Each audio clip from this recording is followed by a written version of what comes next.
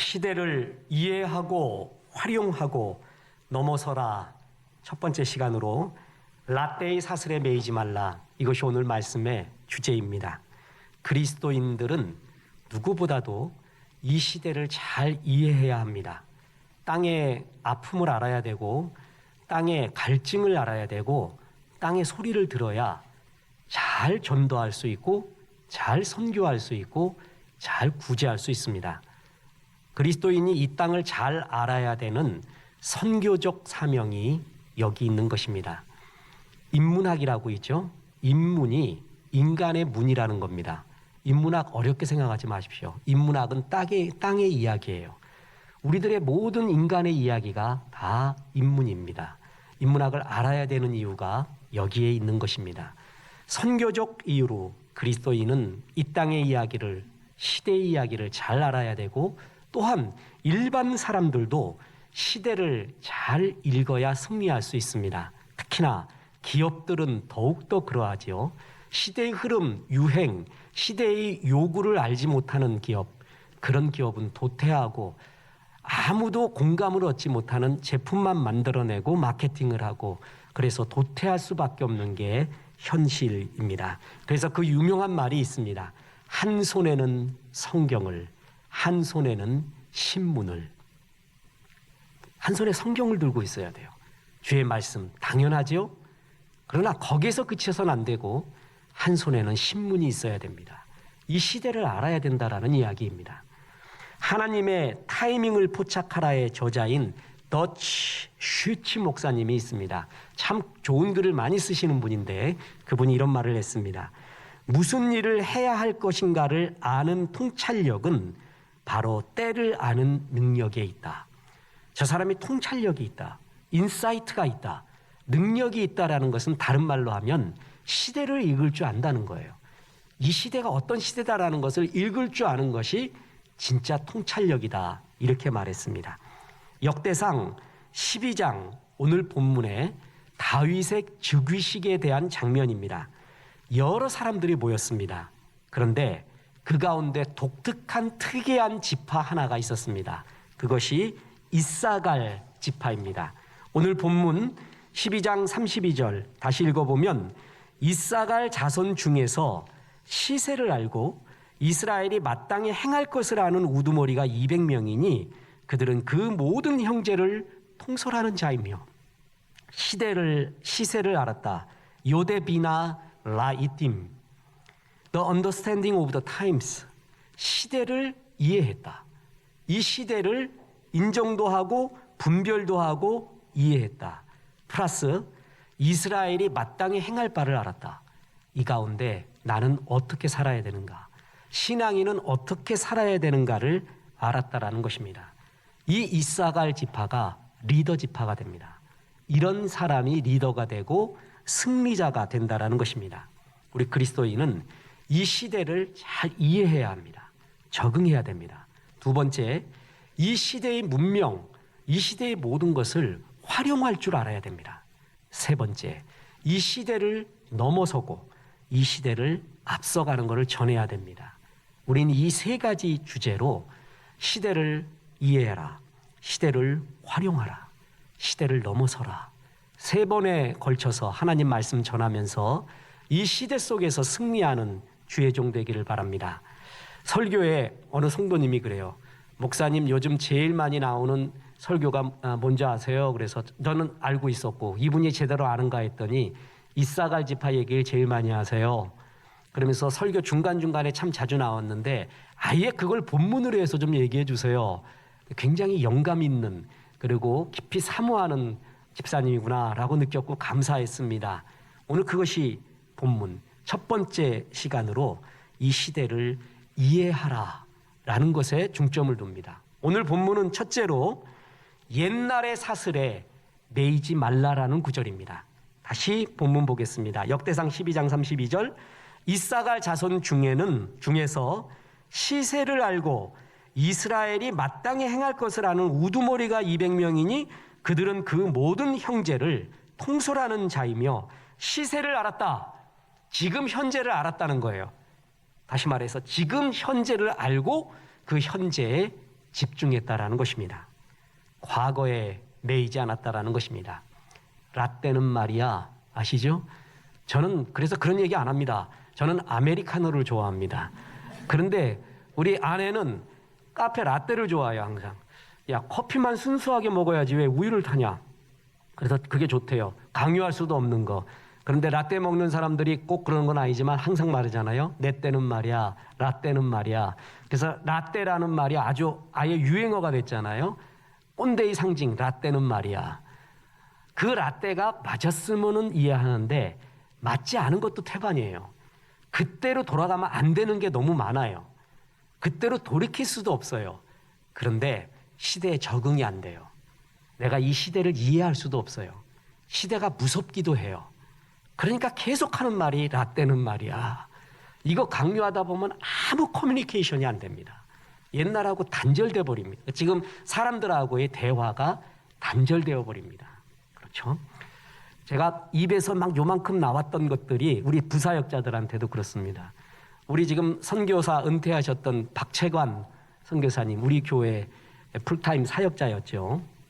그분이 이 교회 짓기 전에 조그마한 골방 같은 요 지하, 거기서 가족들이 다 살았어요. 그러면서 교회 일을 다 했어요. 그때 얘기를 되게 하고 싶어요. 그래서 하는 거예요, 지금.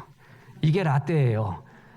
그러면은 지금 새로운 사역자들이 그 얘기를 듣고 감동을 받아서 와, 그때는 그랬구나. 그렇게 그 어렵게 살면서도 불평 하나 없이 감사하고 살았구나. 나도 그래야지 라고 생각하느냐? 절대 안 한다고 생각을 합니다. 그게 정말 착각이에요. 꼰대의 착각이 뭐냐면 그런 얘기하면 감동받을 것이다 생각을 하는데 안 한다는 거죠. 그때와 지금은 뭐라고요? 다른 것이에요. 다른 시대에 우리가 살고 있거든요. 그런데 자꾸 과거의 사슬에 매이지 마라. 라떼의 사슬에 매이지 마라. 물레방아는 현재의 물로 돌아가지 옛날의 물로 돌아가는 게 아닙니다. 지금을 이해해야, 지금에 적응해야 물레방아가 돌아가게 돼 있습니다. 지금 4차 산업혁명 일어나면서 없어지는 일자리, 생겨나는 일자리, 또한 지금 시대의 창의적인 인재는 뭘 요구하는가? 그거 제일 마지막 시간에 나옵니다. 여러분 그때 젊은이들 꼭 데리고 오셔야 돼요. 마지막 시간에는 지금 어디에 집중해야 되고 어떤 고유의 영역이 남아있는가를 말해주는데 오늘은 서론이에요. 그런 가운데서 일자리 뺏길까 두렵고 또한 그래서 자꾸 옛날 이야기하면서 옛날의 시스템을 요구도 하고 이런 심리가 우리 가운데 있습니다. 두 번째 인간과 기계의 대결이 있는데 그것은 아까 러다이트는 19세기 초반이었잖아요. 이건 19세기 후반에 존 헬리라는 사람이 있었습니다. 이 사람이 실존 인물인가 아니면은 전설적 인물인가 가공의 인물인가는 모릅니다. 그런데 미국 사람들이 그를 좋아해서 동상을 세울 정도였습니다. 그것이 우리나라로 번역이 안 돼 있는데 존 헨리라는 글들이 있어요. 소설도 있고 영화도 나와 있어요. 누가 번역하면 아주 참 좋을 것 같습니다. 이 존 헨리는 뭐냐면 스틸 드라이버였는데 이런 큰 햄머와 정 같은 거를 두고요. 바위를 깨뜨려요. 바위에다가 틈을 내요. 그래서 그것을 부시는 그 일의 최고의 숙련된 기술자가 스틸 드라이버가 존 헨리였습니다. 근데 이 일터에 기계가 들어왔습니다. 사람들이 겁이 났습니다. 자기의 일자리를 성능 좋은 기계가 전부 차지하지는 않을까라는 두려움 속에서 있는데 그때 존 헨리가 그때 등장합니다. 기계와 한판 벌이겠습니다. 진짜 대결을 한 거예요. 그래서 어떻게 됐냐 하면 터널을 파기 시작을 했는데 양쪽에서 여의 땅 하면서 시작을 했습니다. 어떻게 됐는지 아세요? 존 헨리가 먼저 나왔습니다. 다 파고. 사람들이 환호성하고 야단 났습니다. 역시 인간이 기계보다 뛰어나잖아. 그러고 박수 쳤어요. 근데 그 박수는 하루 동안만 칠 수 있었습니다. 그 다음 난 존 헨리가 죽어버립니다. 과로사로 죽은 거예요. 여러분 그때 기계의 성능이 뭐냐면 최고의 인간 기술을 갖고 있는 최고의 숙련된 기술자가 죽을 만큼 일해야 그 기계와 거의 비등한 그런 기계였어요. 그런데 시간이 조금 지났습니다. 그 기계는 더욱더 발전하게 됩니다. 지치지도 않습니다. 기계는 존 헨리의 실력을 금방 뛰어넘었습니다. 기계의 특징이 뭐죠? 이놈이 지치는 법을 몰라. 감정 표현을 안 해. 그냥 죽으라고 일해요. 소도 지칠 때는 표시하는데, 사람이 힘과 속도에서 기계를 이길 수 없다고 깨달은 사람은 지능 대결을 해보자. 그래갖고 IBM에서 만든 컴퓨터와 인간이 지능 대결을 하는데 그 대표적인 게 뭐냐면 체스 대결이었습니다. 그래서 그때 당시에 최고의 챔피언이었던 가리 가스파로프에게 IBM이 만든 딥블루가 도전을 했는데 1승 2무 3패로 패해요. 그러니까 인간이 이긴 거예요. 봐라, 기계가 컴퓨터가 아무리 발달해도 인간 지능은 못 따라가지, 이런 거는. 그런데 그 다음 해 1997년도에 딥블루를 개량한 디퍼블루로 도전을 했는데 그걸로 가리 카스파로프를 박살을 냅니다. 이 사람이 체스를 끝내고 난 다음에 이럽니다. 기계가 마치 신처럼 체스를 뒀다. 저건 신이래요. 그러면서 시사 주간주인 뉴스위크지는 이 대결을 가리켜 인간 두뇌의 마지막 저항이라고 얘기했습니다. 그런데 인간이 가만히 있나요? 아니지, 한 판 더 해보자. 그래서 이번에 퀴즈 대결을 합니다. 인간의 대표는 켄 제닝스, 브래드 루터. 켄 제닝스는 퀴즈쇼에서 74연승을 하면서 별명이 백과사전입니다. 건드리면 툭 나와요. 뿐만 아니라 브래드 루터는 퀴즈쇼에서 445만 달러 퀴즈로 돈 버는 거예요. 여러분, 445만 달러 얼마겠습니까? 그런 사람이에요. 그러니까 신화적인 퀴즈 왕이에요. 그 퀴즈 왕과 상대할 기계가 IBM에서 만든 왓슨이었습니다. 왓슨이 처음에 알고리즘이 꼬여서 엉뚱한 오답도 냈는데 결국은 퀴즈 왕들을 다 박살을 내버립니다. 그 왓슨이 의료 체계에도 들어온 거 아시죠? 야, 이까지는 우리가 그냥 들어보지도 못한 이야기일 수 있는데 우리가 너무나 잘 아는 사건이 2016년도 3월 달에 있는 최정상 프로 기사인 이세돌과 구글 딥마인드가 개발한 AI 바둑 프로그램 알파고와의 대결입니다. 전부 이세돌이 이긴다고 생각했습니다. 그런데 한 번 이기고 4번 다 져버렸습니다. 다들 패닉에 빠졌습니다. 그리고 이 기계가 인공지능 알파고가 갖고 있는 바둑의 수가 어떤 건가 연구해 보니까 프로 바둑 기사들이 놀랄 정도예요. 우리가 생각하지 못한 수를 두고 있어요. 완전히 다른 수였다라는 것이죠. 그 뒤에 1년 뒤에 2017년도에 중국 최고, 전 세계 최고의 그때 바둑 왕이었던 커제와 합니다. 커제는 한 번도 못 이깁니다. 3번 다 져버립니다. 마지막 대결에서 커제는 정신분열이 일어날 뻔했대요. 이건 내가 지금 누구하고 붙는지를 모르겠대요. 상대의 힘이 너무나 나하고 다른 거를 느낀 거예요.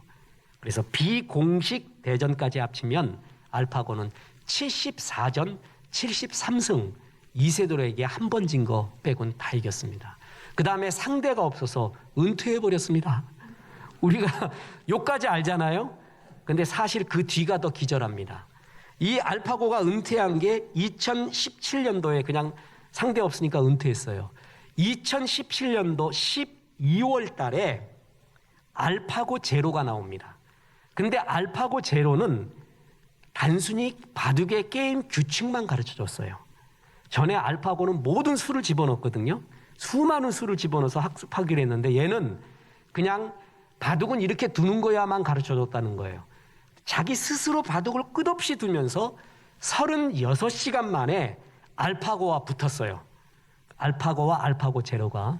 그래서 알파고 제로가 100대 1로 이겼습니다. 이게 있을 수 있는 일인가? 얼마 전 이동석 집사하고 식사를 하면서 대화를 하면서 인공지능 얘기를 하는데 인공지능이 처음 시작됐다가 난관에 부딪혔었대요. 그런데 딥러닝 기법이 만들어지면서부터 결정적으로 인공지능이 뛰기 시작했대요. 그래서 딥러닝이 뭐냐 그러니까 스스로 학습하는 기능이래요. 저는 아직도 그게 무슨 말인지 모르겠습니다. 그게 인공지능에 도입되면서 인공지능은 어디까지 갈런지 모르겠대요. 정말 막강하게 우리 옆에 다가오게 되었습니다. 자, 그런데 이 영역만은 못할 거야 라고 하는 게 있었어요. 그게 뭐냐면 게임입니다. 난 게임을 잘 모르기 때문에 2019년 10월 달에 네이처지에는 구글의 딥마인드 연구진이 개발한 스타크래프트2 AI 알파스타가 온라인 경기 플랫폼 배틀넷에서 상위 0.2%에 속하는 그랜드마스터 등급에 올랐다는 논문이 게재됩니다. 저는 이거를 무슨 말인지를 몰라가지고 그냥 있는 그대로 읽어버린 겁니다. 그랜드마스터 게임하는 사람한테 물어봤더니 지존이라고 부르면 딱 이해할 겁니다. 그래. 게임의 지존이래요. 체스나 바둑은 수읽기거든요. 그래서 기계가 할 수 있겠다, 컴퓨터가 할 수 있겠다고 생각을 했다는 거예요. 그런데 게임은 다르대요. 저는 게임을 모르기 때문에 이것은 설명할 길이 없는데, 게임에는 이 게임 스포츠는 변수가 많고 특히 다수의 게이머가 등장한대요. 그러니까 1대1로 붙는 게 아니라 여러 명이 등장한다는 거예요. 그래서 말도 못할 경우의 수가 있다는 것이죠. 이런 가운데 AI가 될까? 그런데 바로 경기 시작하고 0.2%의 지존의 경지에 올랐대요. 그리고 분명히 예견합니다. 조금 지나면 어떻게 될까요? 0.1 아니, 인간 게이머, 최고의 게이머와 상대가 안 될 겁니다. 이건 시간 문제입니다. 이런 시대에 우리가 살고 있습니다. 이런 가운데 오늘날에도요, 빅데이터, 컴퓨터, 인공지능의 발달로 창의적인 인재 소수를, 능력 있는 소수를 제외하고는 거의 모든 노동자가 최저임금 수준에 머물 것이라는 두려움이 우리 가운데 있습니다. 전부 일자리 잃어버릴 거다. 다 잃어버릴 거다. 몇몇 이걸 다룰 줄 아는 사람만 최고의 시대가 되지 않는가? 그래서 이 신기술을 거부하는 신러다이트 운동이 전 세계에 있습니다. 이게 신러다이트 운동이에요. 옛날 기계 부셨듯이. 그런데 이건 시간 문제입니다. 공감은 충분히 해요. 역사의 수레바퀴는 결코 뒤로 돌아가지 않습니다. 역사는 괴물처럼 항상 앞으로 돌아갑니다. 뒤돌아보면 소금 기둥 됩니다. 마귀가 우리의 힘을 빼는 가장 잘 쓰는 수법이 뭐냐면 뒤돌아보게 합니다. 그 뒤는 돌아보지 말아야 될 뒤입니다. 나의 실패의 뒤, 나의 좌절, 상처, 낙심, 내가 안 됐던 모든 부정적인 것의 뒤안길, 마귀는 항상 그 뒤를 돌아보게 해요. 그럼 소금 기둥 됩니다. 보세요. 창세기 19장 26절. 롯의 아내는 뒤를 돌아보았으므로 소금 기둥이 되었더라. 라떼는 말이야 하면서 계속 거기에 머무를수록 그는 소금 기둥으로 현실 속에서 살게 됩니다. 오늘 본문은 두 번째이자 오늘 말씀의 중요한 결론이 이것입니다. 이런 시대 속에서도 하나님과 동행하라라는 것입니다. 자, 보세요. 역대상 12장 32절에 이사갈 자손 중에서 시세를 알고 이스라엘이 마땅히 행할 것을 아는 우두머리가 200명이니 그들은 그 모든 형제를 통솔하는 자이며 시세를 아는 거에서 그치지 않고 뭐라 그랬어요? 이스라엘이 마땅히 행할 것을 알아요. 여기까지예요. 이때는 어떻게 살아야 된다. 그것까지 아는 사람. 자, 창세기 5장에 보면요, 아담의 족보라고 이야기가 나옵니다. 창세기 5장 1절 보세요. 이것은 아담의 계보를 적은 책이니라. 창세기를 보는 여러 해석의 툴이 있는데 그 중에 하나가 족보를 중심으로 보는 거라고 했죠. 창세기엔 여러 족보, 성경에 보면 계보, 사적 이렇게 또 나옵니다. 노아의 사적은 이러하니라. 아담의 계보는 이러하니라. 그거를 히브리어로 톨레도트라고 하는데 창세기 5장은 아담의 계보, 다시 말해서 하나님을 떠난 인간의 족보들, 하나님을 떠난 인간의 삶의 역사가 창세기 5장이에요. 그러니까 설교 때 자주 말씀드렸는데 창세기 5장에 나오는 인물들은 하나같이 태어났다 죽었다, 태어났다 죽었다. 인생에서 제일 비참할 때가 내 얘기 좀 들어주세요. 나는 이런 이야기가 있고 이런 아픔이 있고 이런 영광이 있는데 그걸 들어주는 게 되게 좋잖아요. 그 얘기를 하나도 안 들으려고 해요. 그냥 넌 태어나고 죽었대요. 그 투명 인간 얼마나 괴롭습니까? 그런데 하나님을 떠난 인간은 아무리 자기가 얘기하고 싶은 것이 많다 할지라도 주님은 그냥 태어나고 죽었대요. 이것처럼 허무한 게 어디 있어요? 그게 창세기 5장의 이야기예요. 그게 아담의 족보의 이야기거든요. 그런데 유일하게 한 사람이 다릅니다. 그게 에녹입니다. 에녹 이야기할 때는 하나님이 에녹을 설명을 많이 하십니다. 자, 창세기 5장 22절 무두셀라를 낳은 후 300년을 하나님과 동행하며 자녀들을 낳았으며 창세기 5장 24절 에녹이 하나님과 동행하더니 하나님이 그를 데려가심으로 세상에 있지 아니하였더라. 다시 말합니다. 창세기 5장은 뭐라고요? 아담의 계보, 혼돈스러운 하나님을 떠난 죄의 역사예요. 그 가운데서도 에녹은 하나님과 동행하는 법을 알았어요. 다른 모든 사람은 시대를 잘 적응은 했지만, 시대를 읽을 줄 알았지만 그들은 하나님과 동행하지 않고 그냥 하나님이 그래서 그런 사람들을 태어나고 죽었대요. 근데 에녹은 죄악의 역사, 지금 우리와 같이 혼돈스러운 이 세상의 역사 가운데서도 하나님과 동행했습니다. 하나님의 영광을 드러내는 삶을 살았습니다. 그래서 하나님이 에녹을 기뻐하면서 이 이야기를 우리에게 전해줬다는 것이죠. 그 시대가 어렵지만 이 가운데도 주님과 동행하는 법을 몸부림치면서 우리는 찾아내고 걸어야 됩니다. 지금 우리의 어린 아이들은 별로 어렵지 않습니다. 태어날 때부터 디지털 시대에 태어났습니다. 그죠? 그래서 한글을 배우기 전에 이미 핸드폰을 다 능숙하게 다뤄요, 애들이. 그러니까 이때 디지털에 익숙하지 않은 우리들이 제일 괴로운 거예요. 두렵기도 하고 말이에요. 그래서 자꾸 라떼 얘기를 하는 겁니다. 그런데 그래서는 안 됩니다. 이런 가운데라도 나는 주님과 동행하는 그러한 몸부림, 주 앞에서의 드림이 우리 가운데 있어야 된다는 거죠. 언젠가 뭐 방송국에서 우리 개척교회 목사님들을 위한 세미나를 하고 막 이랬을 때였습니다. 다 끝나고 질문 시간이 왔습니다. 요즘은 모든 세미나와 집회 끝에 라이브 질문을 하는데 여러분 아세요? 그 질문이 그 예견된 질문이 아니라 진짜 뜻밖의 질문들을 많이 합니다. 그 예상하시래요. 그래서 예 그러고 이제 했어요.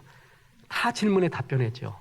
한 나이 많으신 목사님이 질문하는데 목사님 홈피도 들어가 보고 뭐 하니까 방송도 잘하시고 글도 잘하고 이 현대 사회에 교회가 그렇게 잘 달려가서 참 부럽고 좋습니다. 그런데 자기는 방송을 모른대 일단. 그리고 교회에서 유튜브나 방송으로 나가게 하는 법을 아는 사람이 한 명도 없대. 그런 가운데 코로나 시대가 왔어요. 그래도 우리는 믿습니다고 모이자 그랬대요. 왜냐하면 방송이 안 되니까. 그래서 모이려고 했는데 거의 노인네들인데 노인네가 한 명도 안 나오더래요. 그래서 왜 그런가 했더니 자식놈들이 다 말리더래. 지금 가면 코로나 걸린다고. 엄마 가면 절대 안 돼. 그리고 다 말리고 있다는 거예요. 그래서 1년 반 동안 가족들하고만 예배드렸대요. 이분들은 헌금하는 법도 몰라요. 온라인 헌금 법도 몰라요. 그냥 와서 꼬깃꼬깃한 거 모아놓던 거 내는 게 헌금이었어요. 헌금 하나도 안 나오는 거예요. 교회 월세는 밀려가고 목사님 저는 어떻게 하면 좋겠습니까? 그래요. 그때 이제 방송 사고가 났습니다. 제가 대답해 줄 게 없습니다. 한 30초 동안의 침묵이 흐른 거예요. 방송 관계자도 대답할 수가 없는 거예요. 뭐라고? 중간에 끼어와갖고 뭐라고 얘기할 수가 없는 거예요. 그 진지한 질문 앞에서 할 말이 없었습니다. 지금도 할 말이 없습니다. 주님, 이런 가운데 우리는 어떻게 살아야 될까요? 진짜 그분들 생각에는 기계 다 없어지고 옛날 마룻바닥에 모여서 기도하면서 했던 그 시대로 돌아가면은 나는 그래서 마룻바닥에서 기도하다가 죽으면 죽으리라. 그건 할 수 있겠는데 이거는 대책이 없는 거예요. 죽을 길도 없는 거야. 죽을 길도. 이런 것이 우리 가운데 있잖아요. 이런 가운데서도 시세를 알고 마땅히 행할 바를 반드시 찾아가고 그런 가운데 몸부림치며 주님과 동행해야 된다는 것이죠. 저는 개척교회나 작은 교회나 무명의 사람이나 한 가지의 키워드는 이 세상에 있다고 믿는 사람입니다. 그게 뭐냐면 스토리입니다. 이야기입니다. 지금 시대도 그렇고 하나님은요, 시대의 성공은 기업은 어떤 이야기가 있을지 몰라도 성공의 사다리가 하나 있을지 몰라도 교회와 성도들의 성공의 스토리는 성공이라는 것은 사다리가 하나 있는 게 아닙니다. 그러니까 저 교회가 성공한 교회라는 교회는 없는 거예요. 저런 것이 성공한 교회라는 하나의 샘플은 없습니다. 하나님 나라는 정상을 향해 하나가 뻗어진 사다리가 아니라 사방팔방으로 뻗어진 사다리입니다. 그러니까 어느 길을 가든지 간에 주께서 내게 주신 삶을 가지고 주 앞에 충성한 스토리, 그게 있잖아요. 그럼 그게 다 성공이지, 하나님 나라에선 저것이 샘플이다, 저 교회가 샘플이다, 또 저 성도가 샘플이다라고 말할 수 있는 하나의 샘플은 없다는 거예요. 그래서 누구나 주께서 내게 주어진 그릇 안에서, 줄로 지어준 구역 안에서 주과 동행하며 주 앞에 사람들을, 영혼들을 이끌며 내 삶의 이야기, 스토리가 있잖아요. 그러면 그 스토리가 존중되는 시대입니다. 그래서 포스트 모던 시대는 거대 담론이 없어지고 스몰 스토리, 작은 이야기를 좋아하는 시대라는 거예요. 그리고 모든 트렌드가 그렇습니다. 예를 들어 김소월이 있잖아요. 그러면 전에는 김소월 전문가가 평론을 써야 그 책이 팔렸습니다. 요즘 안 그렇습니다. 직장인이, 평범한 학생이 김소월에 대해서 느낀 점이 있어요. 그걸 써요. 사람들이 그걸 더 사봐요. 너 그렇게 느꼈니? 나는 이렇게 느끼는데. 해석에 전문가의 독점이 없습니다. 지금은 작은 이야기가 존중되는 시대, 그걸 공감하는 시대가 이 시대입니다. 그래서 주께서 내게 주신 이야기, 이것에 집중해 가야 됩니다. 그래서 겨우 한 얘기가 그겁니다. 목사님, 어느 서울의 큰 교회만 성공한 게 아니라 그 교회만의 이야기, 따뜻한 이야기, 누구도 같이 할 수 없는 그 온리원의 이야기, 이 가운데도 눈물을 흘리며 기도했던 목사님의 이야기, 하나도 없는 가운데 나 혼자 기도했던 그 이야기들이 주님 앞에 드릴 최고의 보석 같은 눈물일 것입니다. 그러면서 작은 이야기들에 대한 이야기를 많이 했습니다. 참 그것이 우리 가운데 남아있는 중요한 이 시대를 이기는 힘, 나의 이야기가 있는가. 옛날 유발 하라리가 사피엔스에서 국가란 이야기 공동체라고 했어요. 건국 이야기가 있느냐, 민족의 생존 스토리가 있느냐, 그거를 국가가 강해지는 이유라고 했어요. 푸틴은 우크라이나를 없애려고 했지만 이런 스토리들이 전쟁 속에서 계속 나오면은 우리 우크라이나는 이런 나라야, 이게 윗세대에서 아랫세대로 전해진대요. 그러면 결국 수도가 함락될지 모르지만 반전의지, 게릴라전으로 죽을 때까지 가보자, 내가 다 죽으면 우리 후대가 할 것이다, 국가가 그런 정신력이 나오잖아요. 그러면 어느 나라도 정복 못합니다. 게릴라전 정말 무섭습니다. 끝까지 죽기로 항쟁을 하면은요, 결국 아프가니스탄에서도 그래서 다 나가지 않습니까? 결국 너는 졌다라고 말합니다. 그러면서 유발 하라리가 계속 이렇게 말합니다. 러시아 독재자라면 이것을 누구보다도 잘한다. 어렸을 때 그는 레닌그라드 전투 때 독일인의 잔혹함, 그리고 러시아인들의 용기에 대한 이야기를 매일 듣고 자랐을 것이다. 지금 비슷한 스토리를 만들고 있다. 이번 스토리에서는 자신이 히틀러의 역할일 뿐. 무슨 얘기냐 하면 2차 세계대전을 러시아 사람들은 대애국전쟁이라고 부릅니다. 그래서 러시아가 이렇게 공산주의가 오래 갈 수 있었던 이유 중에 하나가 2차 세계대전의 스토리 때문이에요. 2차 세계대전 극악한 조건에서 레닌그라드 전투, 스탈린그라드 전투, 거기서 독일군을 소총 하나로, 어떨 때는 소총도 없이 돌격, 무조건 돌격, 앞에 놈이 죽으면 그 소총 들고 돌격, 말도 안 되는 장면이잖아요. 그렇게 해서 레닌그라드, 스탈린그라드를 우리가 지켜왔다. 그것이 그때 공산당이 없었으면 이 일이 가능했니? 그것이 공산당, 지금 이념 정부를 이제껏 이끌어오는 힘이었다는 거예요. 2차 세계대전의 스토리가 러시아를 이끌어오는 힘이었다라는 것입니다. 여러분 그 음악 아세요?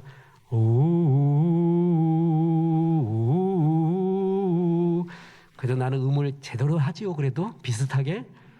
이게 그때 독서전장에서 죽은 영혼들을 기리는 음악이잖아요. 러시아인들이 그걸 들으면 한결같이 숙연해져요. 한결같이 그때의 스토리를 가슴에 새기며 충성, 나라 생각한다는 거예요. 그게 러시아를 이끌어왔던 힘이었다라는 것이죠.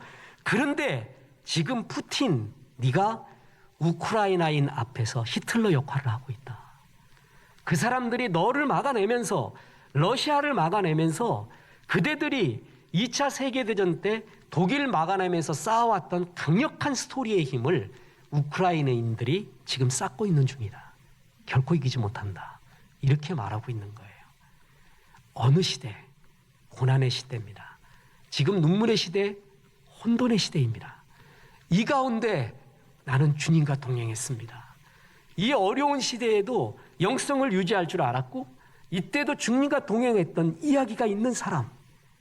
너는 정말 그때도 했구나. 너 에녹과 같았다. 창세기 5장에 아담의 계보가 그렇게 흘러나오는데도 너는 이 시대 속에서도 믿음 지키며 내 앞에 나왔구나.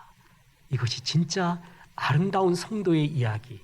또한 이런 이야기가 있는 교회가 아름답지 않습니까? 저는 그동안 오해의 여지가 있어서 우리 성도님들의 개개인이 갖고 있는 교회 사랑, 주님 사랑에 대한 스토리가 참 많이 있어요. 일부러 얘기를 안 했어요. 오해의 여지가 있어서. 그런데 하나씩 이야기하려고 합니다. 우리 교회에 이렇게 교회를 사랑했던 성도들이 많이 있구나. 물론 실명 거론을 안 합니다. 그런데 그 실명이 꼭 듣고 싶으면 막 쫓아다니면서 제가 부흥회 가거나 세미나 갈 때 들어보십시오. 그럼 가끔 나옵니다. 너무 고마워요. 정말 교회를 이렇게 눈물을 흘리며 사랑했던 사람들. 그게 어려울 때였어요. 힘들 때였어요. 그때 이렇게 마음 지켜준 스토리들이 얼마나 많은지 모릅니다. 이 기계가 인공지능이 스마트폰이 어디까지 갈는지 알 수 없습니다. 학교 교육이 달라지고 금융 시스템이 달라지고 또한 대학 교육과 진로의 방향도 달라지고 직업도 달라지고 이까지는 다 좋아요. 교회가 어떻게 하면 좋겠는가. 이제 곧 저도 세미나 발표를 해야 되는데 성도들도 그렇고 학생들도 그래요. 자, 캠퍼스로 모이자 그러니까 교수님 그냥 온라인이 편한데요. 그냥 집에서 듣는 건 안 돼요? 이런 시대가 왔고 성도도 그렇습니다. 방송이 편한데요. 그냥 목사님 하시죠. 그냥 방송 나 파자마 안 입고 할 테니까 정장 입고 할 테니까 이런 시대가 거부할 수 없게 왔습니다. 방송 예배는 예배인가? 예배는 무엇인가? 우리는 이 혼돈의 시대에 접해 있습니다. 이 가운데 정말 주님과 동행하는 길을 찾아가며 이 시대에도 하나님이 기뻐하는 바, 옛날에 매이지 않지만 이 시세를 알지만 이스라엘의 마땅히 행할 바를 알고 주님을 사랑했던 이 이야기가 넘치는 교회, 그 길을 찾아가는 교회, 우리는 그것을 사모합니다. 여러분 어려운 시대에 힘내십시오. 코로나 주변에 팍팍팍팍 걸려가잖아요. 내가 무슨 죄가 있어 코로나 걸리나 절대 생각하지 마십시오. 목사님들도 무지하게 걸립니다. 무지하게 많이 걸려요. 그런 신학, 그건 거짓 신학입니다. 옳지 않은 신학입니다. 그런 거에 빠지지 마십시오. 그러나 이 가운데도 나 주님 사랑합니다. 이 가운데도 몸부림치며 주님과 동행하겠습니다 하는 하나님의 순수 신앙이 넘쳐나시기를 주 예수의 이름으로 축원합니다.